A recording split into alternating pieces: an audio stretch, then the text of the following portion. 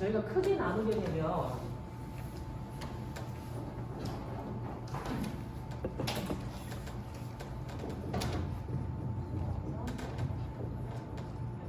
안 적어줘도 돼요. 장치하고 그다음에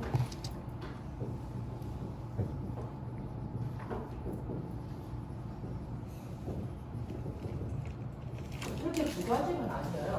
근데 저희가 지금 방사능 발생 장치라고 하는 부분이 이제 아까 오전에 설명드렸던 저 장치에 대한 부분이고요.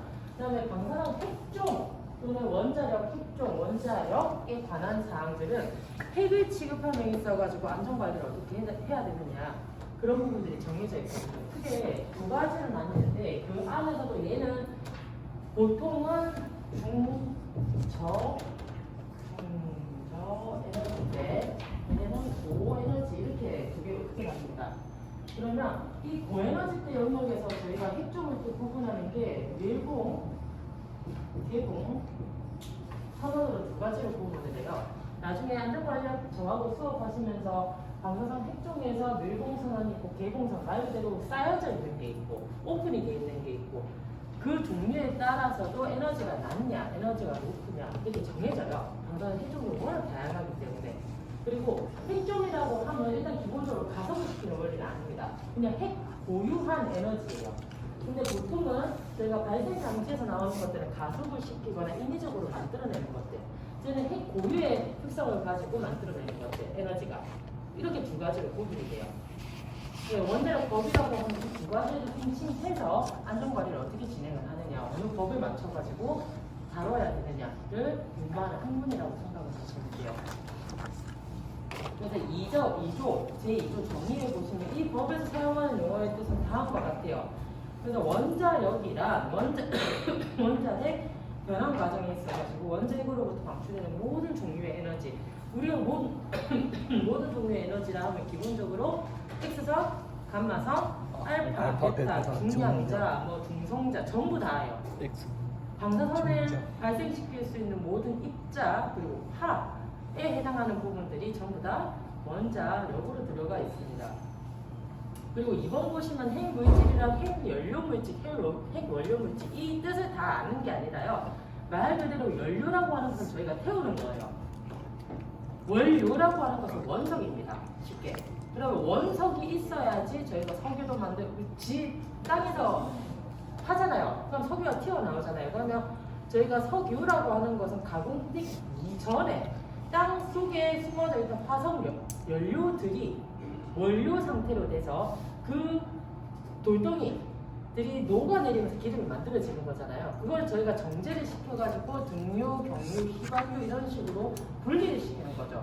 그게 핵연료라고 생각을 하시면 되고요. 핵원료라고 하는 건 말 그대로 지각 속에 있는 광물 덩어리, 똑같은 겁니다.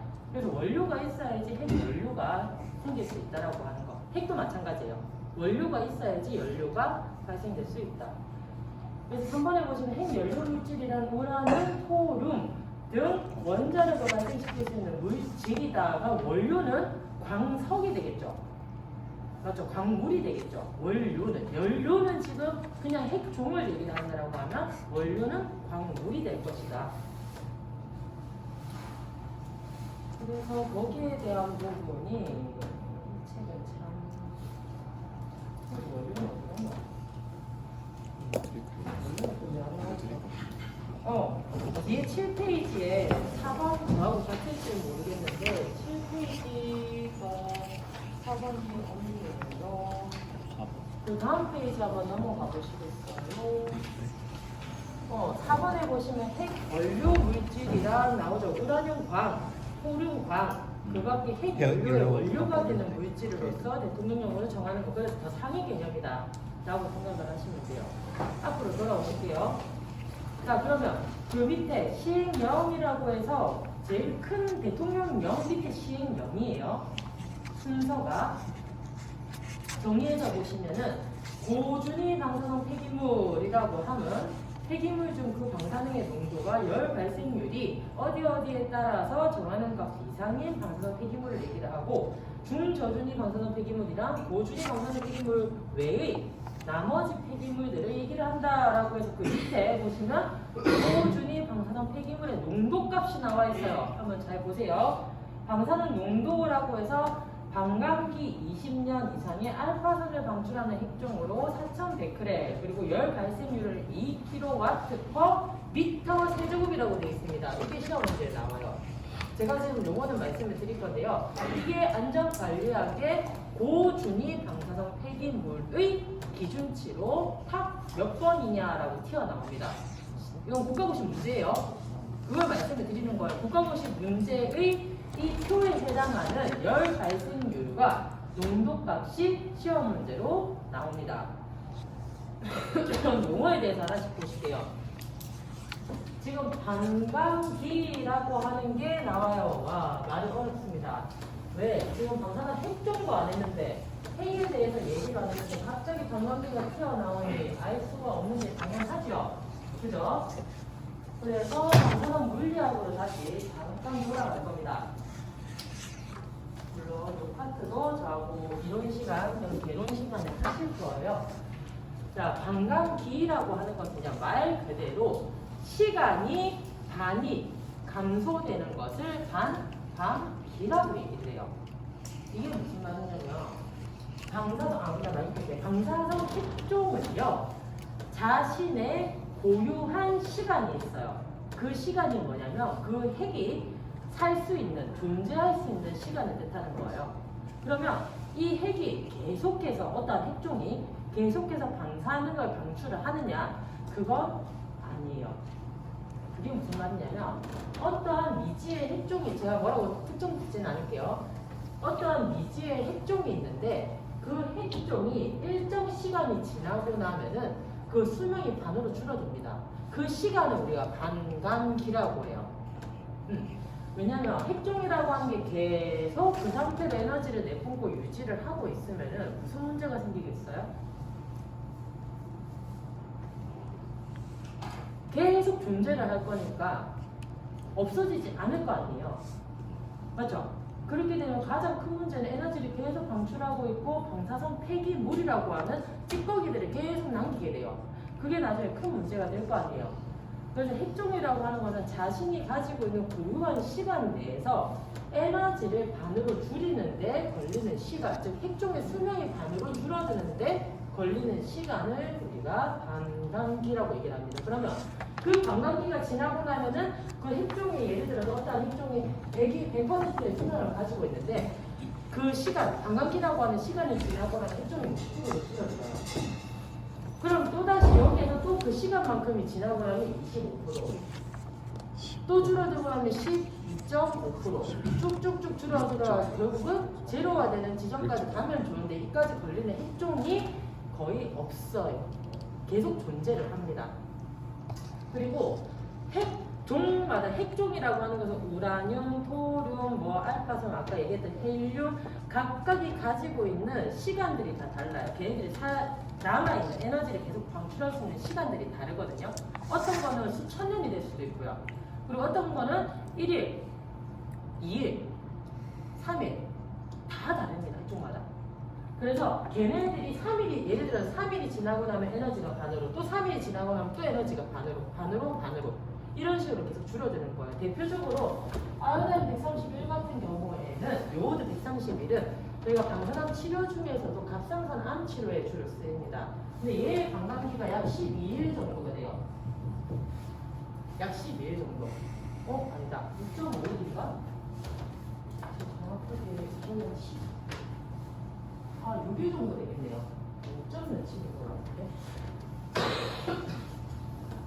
그러면 6일이 됐든 5일이 됐든 이 핵종을 저희가 방사능 치료, 급성 치료에서 어떻게 쓰냐면은 업테이크라고 해가지고 마셔요.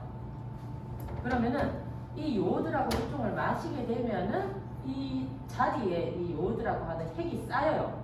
그러면서 얘가 방출하는 특성 중에 하나가 베타선이라고, 베타-선이라고 하는 저에너지 베타선을 방출을 시킵니다. 그러면서 여기 모여있는 갑상선 암을 치료를 하는 거예요.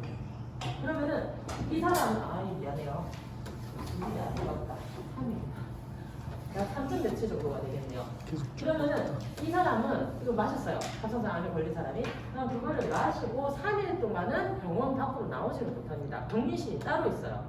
왜냐하면 핵종을 먹어버렸기 때문에 핵을 먹은 사람은 그대로 그 사람은 핵종 덩어리가 되는 거예요. 그 핵을 계속 에너지를 내뿜는 상태가 되버리니까. 그래서 나오지를 못해요. 병원에서. 약 5일 정도. 한 번 배설하고 그 다음에 또다시 에너지가 한 번 더 배설이 될 때쯤까지는 나오지를 못한다는 얘기죠. 그렇게 해가지고 갑상선암 치료를 하거든요. 실제로.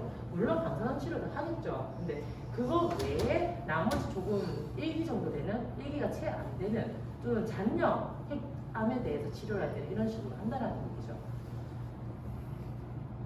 그래서 요 시간만큼이 지나면 아까 말씀드렸다시피 반, 최종적으로 사람이 나가서 문제가 되지 않을 정도로의 에너지를 가지고 있으면은 괜찮다라는 거죠. 그러면 이 사람이 병원에 입원해가지고 그대로 치료를 받는 동안에 그 사람이 사용한 물 마셨던 거, 배설물 전부 다 따로 보관이 됩니다. 핵종 덩어리이기 때문에 전부 다. 그런 식으로 관리가 이루어져요. 그게 폐기물의 관리 방법 중에서 하나예요.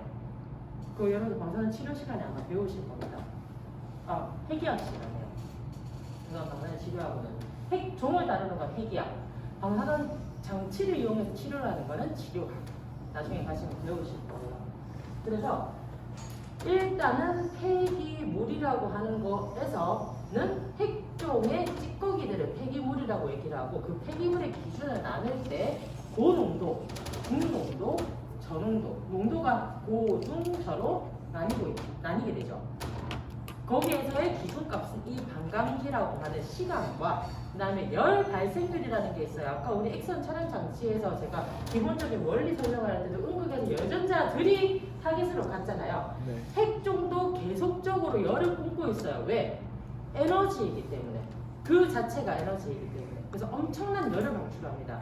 그러면 고준위의 고농도에 해당하는 핵종일수록 더 열의 방출률이 높아져요. 그 기준값이 지금 여러분들 책에서 보고 계시는 2kW/m². 이게 그냥 2000W/m²로 나올 수도 있고 키로를 다 떼가지고 10의 3승이 키로가 10의 3승이거든요. 그러면 2000W/m² 또는 센티미터 제곱으로 나올 수도 있어요. 세제곱으로 나올 수도 있어요. 그건 제가 변환한 건 뒤에 알려드릴 테니까 기본적으로 일단 2kW/m²이다 라고 하는 거 기준치와 그 다음에 반감기가 20년 이상이다. 이 시간이 20년 이상인 핵종은 전부 다 고준위 방사성 폐기물로 구분이 된다 라는 것 정도만 체크를 하시면 될 것 같습니다. 자, 그리고 핵연료 집합체 이런 얘기들이 나오는데요. 굳이 모르셔도 괜찮고 3번으로 바로 가보실게요. 밀봉된 방사성 동위 원소라고 되어 있어요. 밀봉이라고 하는 거는 쌓여져 있는 겁니다. 왜 쌓여져 있느냐? 이 쌓여져 있다라고 하는 게 무슨 뜻이냐면요.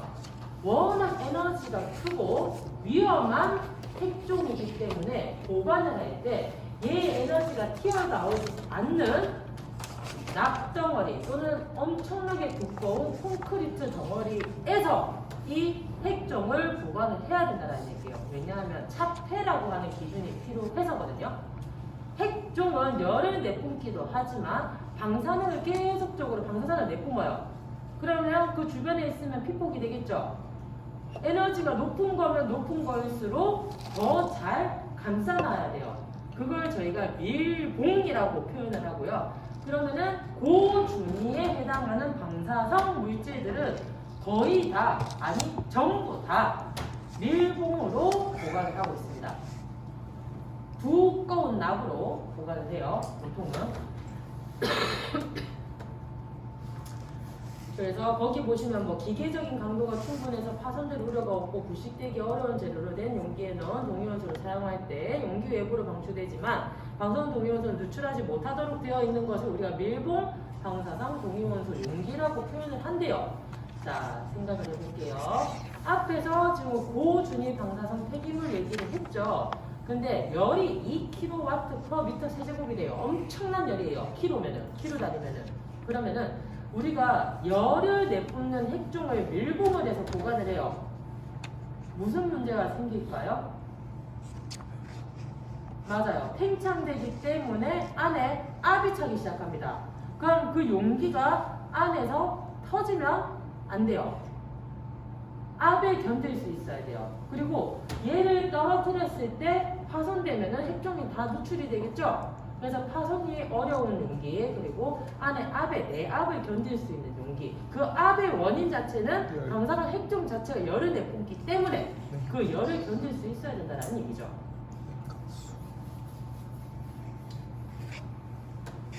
자, 4번 말 중요해요. 선량 한도라고 하는 표현은 앞으로도 계속 들어보실 거고 관리학에서는 특히나 더 중요하게 다룰 부분 중에서 하나입니다. 보시면 외부에 피폭하는 방사선량과 내부에 피폭하는 방사선량을 합해서 피폭 방사선량의 상한치와 뭐 진짜 말 되게 어렵게 됐습니다. 봐요.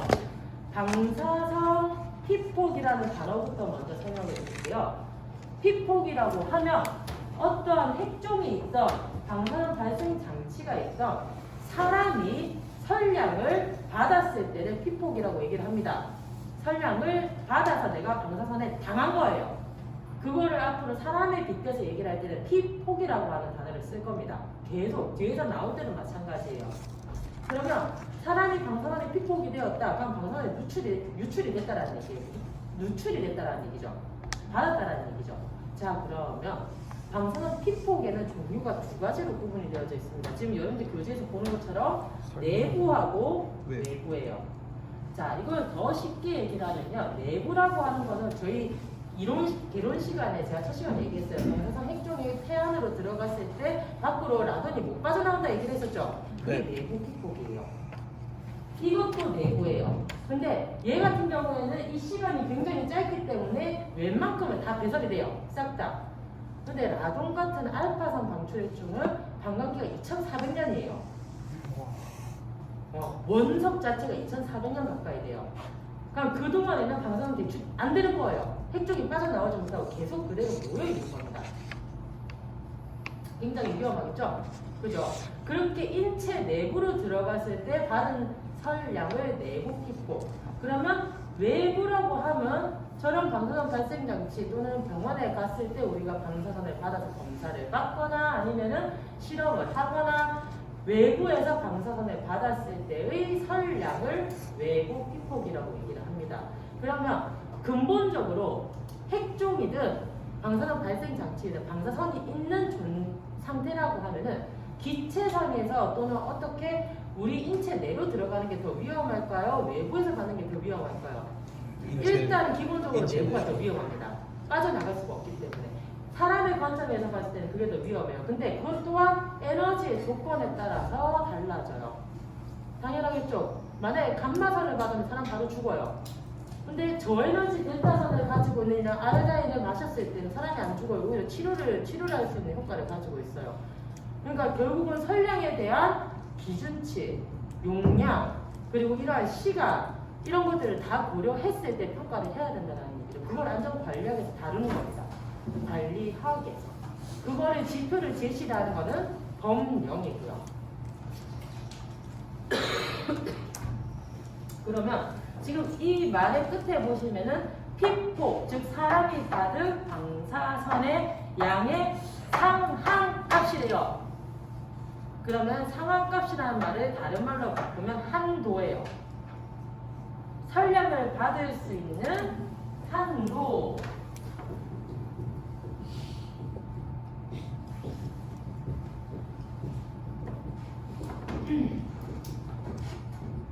이걸 저희가 뭐라고 앞으로 얘기를 할 거냐면 설량 한도라고 하는 개념을 쓸 겁니다. 굉장히 중요한 말이에요. 설량 한도라고 하는 것은 사람마다 정해져 있고요. 그 사람마다 정해져 있는 거는 표본을 기준으로 합니다. 예를 들어서 원자력 피폭을 당한 우리 뭐 얘기했었죠? 첫 시간에 일본이 됐던 저기 원자력 지금 사고가 일어났던 지점들 또는 원포 피해자들 대상으로 해서 생물학적인 평가를 통해 만들어진 지표값을 저희가 설량 한도라고 얘기를 하고요. 그럼 이 설량 한도는 모든 방사선을 사용함에 있어서 넘어설 수 없는 최상위 한도값이에요. 그래서 절대 넘어서 평가가 될 수가 없습니다. 그래서 방사능 안전관리학 시험에서 선량 한도에 대한 개념을 물어봐요. 여기에 대한 정의를 물어볼 수도 있고요. 선량 한도는 넘어설 수 없는 절대치이다. 맞는 표현이에요. 관리학에서. 그렇게 시험 문제가 나옵니다. 그래서 이 피폭되는 선량 한도의 기준치 자체는 결국 내부에 받은 것과 외부에 받은 모든 합을 우리가 선량 한도라고 하는 표현을 쓰더라. 그래서 밑에 보시면 선량 한도 보이실 거예요. 방사능 작업 종사자 이거 표가 시험 문제에 나와요. 안전관리학에. 그래서 제가 이렇게 뜯어보고 있는 겁니다. 어차피 여러분들 저하고 수업을 하실 건데요. 근데 지금 어쩔 수 없잖아. 법을 해야 되는데 나오는 거는 말씀을 드려야 되겠고 일반적으로 나오는 용어들도 많이 해야 되겠고 그렇다 보니 선량 한도 한번 봅시다. 방사능 작업 종사자라 함은 TLD 배지를 달고 실제로 일을 하고 있는 방사능 사람들 아니면 방사능 직무에 종사하는 사람들 그거를 다루는 취급자들을 방사능 작업 종사자라고 얘기를 합니다. 자, 그 사람들을 보면은 유효 선량 한도는 연간 50mS를 초과하면 안 돼요. 제가 첫 시간에 얘기했었죠. 선량 한도라고 하는 게 일반인은 1mS라고 딱 정해져 있다고. 네. 일반인이라고 하면은 여러분들 일반 대중들 그 수치가 1이라고 하는 걸 얘기를 했었잖아요. 그죠? 그래서 작업하는 사람들은 최대 1년 동안 받을 수 있는 숫자가 50이라는 얘기예요. 그러면 평균 연간 20씩 받을 수 있고요. 5년을 평균으로 잡습니다. 잡아요. 5년을. 그럼 5년 동안 100이라고 하는 숫자를 넘어갈 수가 없어요. 대신 1년에 최대한 그 5년을 쪼개서 1년에 최대한 받을 수 있는 게 얼마라고? 50. 그럼 나머지 4년은 나머지 쪼개가지고 받아야 된다는 얘기를 제가 첫 시간에 했었죠? 네. 그 얘기를 지금 하고 있는 겁니다. 자, 그리고 그 밑에 보시면은 수시 출입자, 운반 종사자. 자, 여러분들이 만약에 실험을 하셔야 되죠. 실습을 하실 거잖아요. 근데 학생 신분이죠. 그러면 저 시설에 들어가려고 하면은 선량을 확인할 수 있는 배지를 달아야 돼요. 실습하는 사람들은요. 여기 작업 종사자, 저 같은 안전관리자, 제가 안전관리자거든요, 이 학교에. 그러면 안전관리자의 허가하에서 들어갈 수 있게끔 검진을 받아야 되고요. 그 다음에 배지를 부여를 받은 다음에 저 시설에 들어갈 수가 있어요. 그리고 여러분들이 의원이나 병원에 갈 게 아니니까 실습을 할 목적이라고 하면 그걸 우리가 수시 출입자라는 표현을 하고 있는데 수시로 왔다 갔다 해서 있는 사람들. 그런 사람들 수시 출입자라고 하는데 그럴 경우에는 한도값이 조금 다릅니다. 밑에 보세요. 연간 얼마로 돼 있어요? 6mS라고. mS는 단위예요. 네. 숫자 6이에요, 그냥. 알겠죠? 6만큼의 연간 선량을 받을 수 있습니다. 그래서 실습을 하러 들어갈 때는 항상 여기에 배지라고 하는 걸 차고 들어가야 돼요. 들고 들어가야 돼요. 자, 그리고 제1호 및 제2호 위에 사람이 일반인.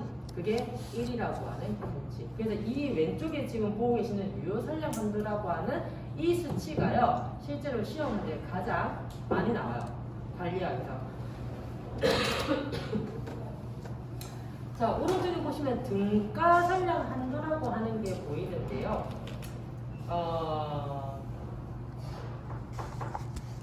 일단 이거 넘어가세요. 왜냐면 유효 선량과 등가 선량, 선량에 대해서 종류가 몇 가지가 있어요. 흡수 선량, 유효 선량, 등가 선량, 그다음 집단 선량 종류가 좀 많이 있어요. 근데 그거를 이해를 지금 저하고 수업을 안 했잖아요.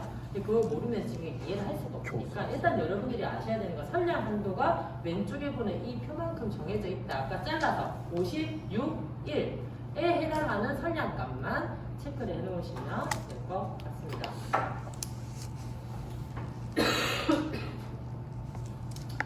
그래서 그 밑에 보시면 선량 한도란 매년 1월 1일부터 12월 31일까지 1년간 피폭하는 선량을 얘기를 한다. 그래서 1월 1일부터가 됐든 아니면 6월 1일, 예를 들어서 제가 6월 1일부터 이 업무에 종사를 했으면은 그 해 무조건 검사를 받고요. 그 다음에 다시 12월 31일이 되기 전에 검사를 받아야 돼요. 그러니까 반분기에 들어간다라고 하더라도 6개월 만에 검사를 받고 또다시 그 다음에 넘어가서 1년에 검사를 한 번 더 받아야 된다는 거죠. 그런 식으로 정해져 있습니다. 자, 밑으로 쭉 넘어가셔가지고 뭐 이렇게까지 다 필요 없을 것 같고 제3호에 해당하는 사람에 대해서 연간 1mSv, 즉 일반인이 넘는 경우가 발생한 경우로 위원회가 인정하는 경우에는 뭐 이렇게 5년의 합을 평균에 해서 1mSv를 넘지 않는 범위 내에서의 산량 한도값을 정한다. 결국은 전부 다 기준치는 5년이라는 얘기예요. 일반인도 5년입니다. 5년 똑같아요. 연간 1씩 넘으면 안 된다고. 자, 봅시다. 또 넘어가서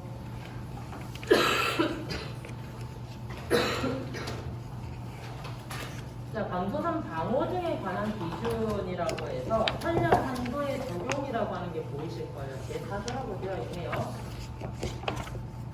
자, 임신한 사실을 사업자에게 보고해서 임신이 확인된 작업 종사자, 즉 일하고 있는 사람들에 대해서는 임신이 확인된 시점부터 출산 시까지 하복부 표면의 등가 산량 한도를 2mSv로 하고 섭취되는 한도는 연간 20분의 1mSv로 하고 외부 내부가 동선한 사람의 2mSv의 20분의 1에 해당하는 1에 와 되게 어렵게 얘기하고 있어요.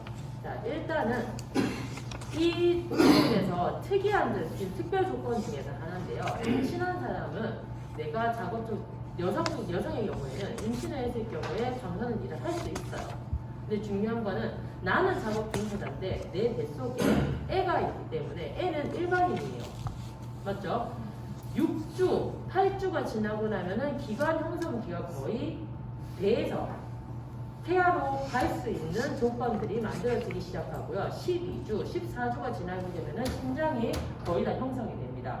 그러고 나면 20주가 지나고 나면 형태가 다 만들어지고 다 보여요. 그래서 일단은 8주를 기준으로 봤을 때 8주 이전에는 애가 유선이 될 가능성이 크기 때문에 일단은 임신이 확인된 그 시점부터, 즉 내가 임신을 확인한 그 시점이 4주 이후 되면 알 수가 있잖아요, 여성들은.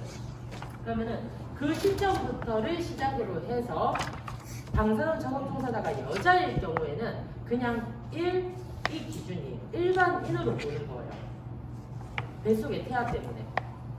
그래서 보통은 이 배지라고 하는 것을 가슴팍에 차야 되는 게 정상입니다.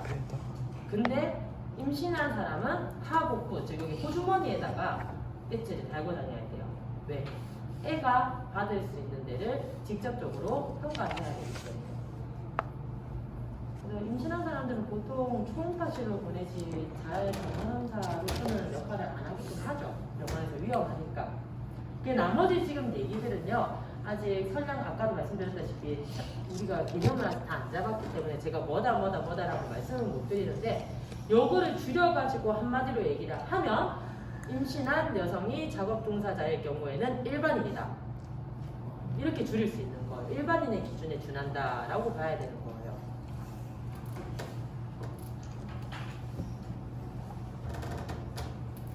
자, 그리고 2번은 넘어가셔도 괜찮을 것 같습니다. 자, 13조 한번 보실게요. 차폐물의 설계 기준. 자, 다른 걸 얘기하려는 게 아니라 차폐라고 하는 단어를 말씀드리려고 얘기를 하는 거예요.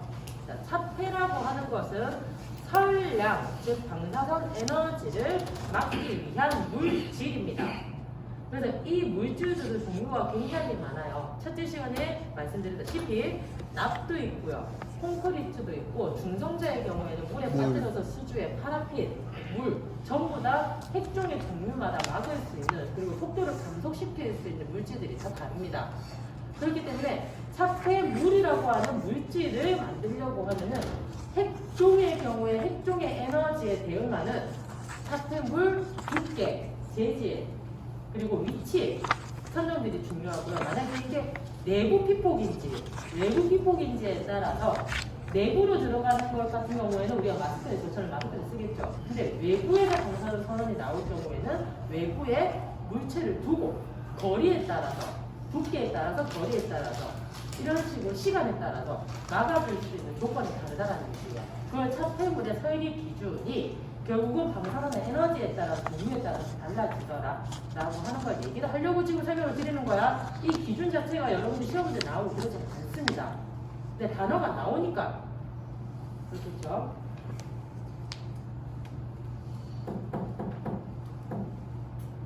자, 밑에 14조에 보시면은 방사선 긴급 작업 시 선량 제한이라고 되어 있어요. 방사선 사고가 터졌어요.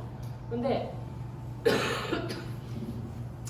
이 사고가 터진 지점에 누군가는 들어가서 방사선 핵종을 제거하는 작업을 해야 돼요.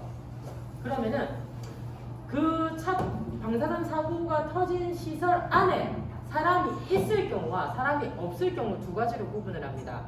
사람이 있을 경우에는 인명을 구조하기 위한 목적이기 때문에 따로 선량에 대한 제한치를 두지 않아요. 우리 앞에서 작업 종사자는 연간 50mSv 최대 20mSv가 평균이잖아요. 그죠? 근데 이 제한을 두지 않는다라는 얘기예요. 사람을 구하는 목적에 있어가지고는. 그러면 그게 아니라 그냥 물건, 핵종을 다시 덮어버리고 뭔가 시설에 셧다운을 시키고 더 이상 방사선 누출되지 못하게 시설에만 해당하는 조건이 있을 겁니다. 그게 지금 긴급 상황일 경우에는 그 작업하는 사람이 선량이 0.5 이런 식으로 값이 정해져 있다는 거예요.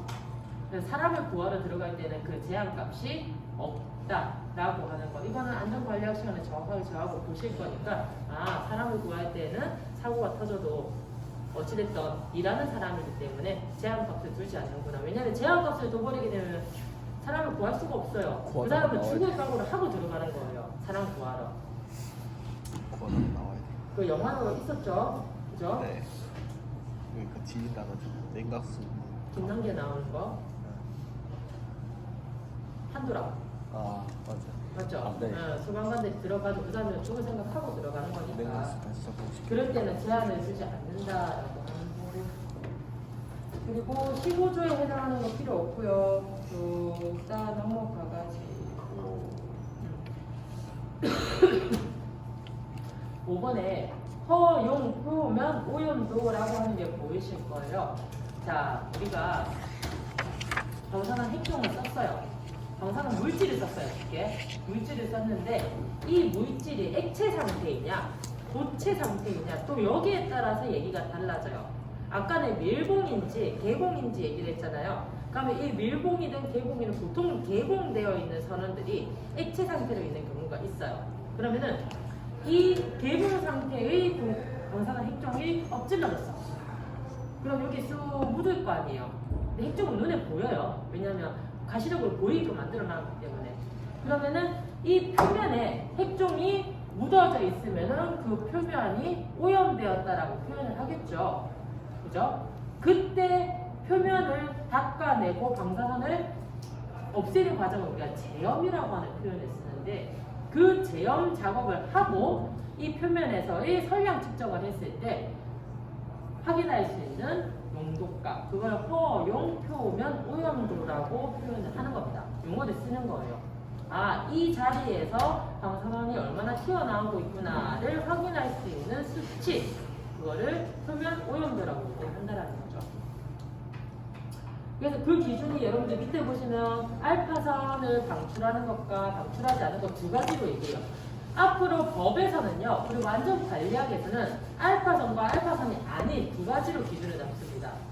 이거는 계속 얘기해오고 있지만 알파선일 경우에는 기체상으로 떠돌아다니는 핵종이기 때문에 내부 피폭의 주된 원인이 되는 거고요. 그렇지 않은 핵종들은 보통은 저에너지 베타선, 베타선, 에너지가 낮은 베타선이나 X선, 감마선 이렇게 구분이 되는 거기 때문에 내부로 들어오는 것과 내부로 들어오지 않는 것을 알파선과 알파선이 아닌 핵종, 그렇게 두 가지의 기준을 잡는 거예요.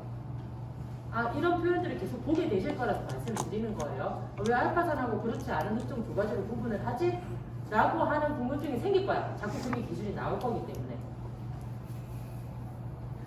그래서 이거는 국가고시 시험 문제에도 나옵니다. 알파선을 방출하는 방사성 물질에 대해서는 또 단위 나온다. 0.4 베크렐 퍼 제곱센티미터 그리고 4 킬로베크렐 퍼 미터 제곱센티미터. 자, 일단은 단위는 놔두고요. 기준이 0.4, 4 그리고 그렇지 않은 핵종은 더 높습니다. 10배 정도. 4 킬로베크렐 퍼 센티미터 제곱 그리고 40 킬로베크렐 퍼 미터 제곱이라고 되어 있죠. 이 수치들 눈에 익혀 두셔야 돼요. 관리학 시험에 나오는 것 중에서 하나.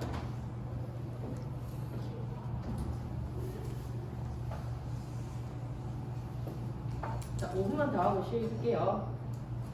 11번까지 보면 되겠네요. 6번 보존구역이라고 하면 원자력 이용시설의 보존에 위해서 특별한 관리가 필요한 장소 필요 없고, 자 제한구역 보시면은 방사선 안전관리구역, 보존구역의 주변의 구역으로서 그 구역의 경계에서 피폭설량이 위원회가 정하는 값을 초과할 우려가 있는 장소. 이걸 더 쉽게 얘기를 하면 우리가 방사선 시설은요, 시설 따로, 그 다음에 경계지역 따로, 그리고 사람이 거주할 수 있는 지역 따로 이렇게 돼 있어요. 그 울타리가 이렇게 탁탁탁 정해져 있습니다.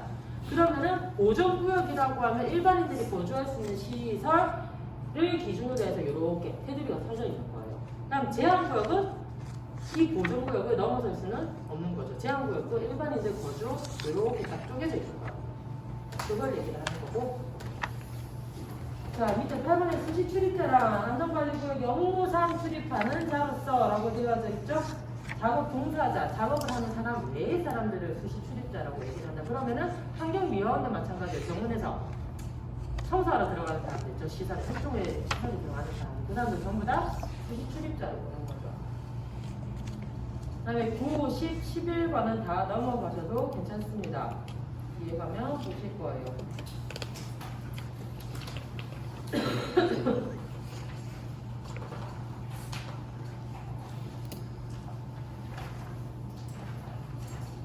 그래서 조금 쉬다가 오시고요.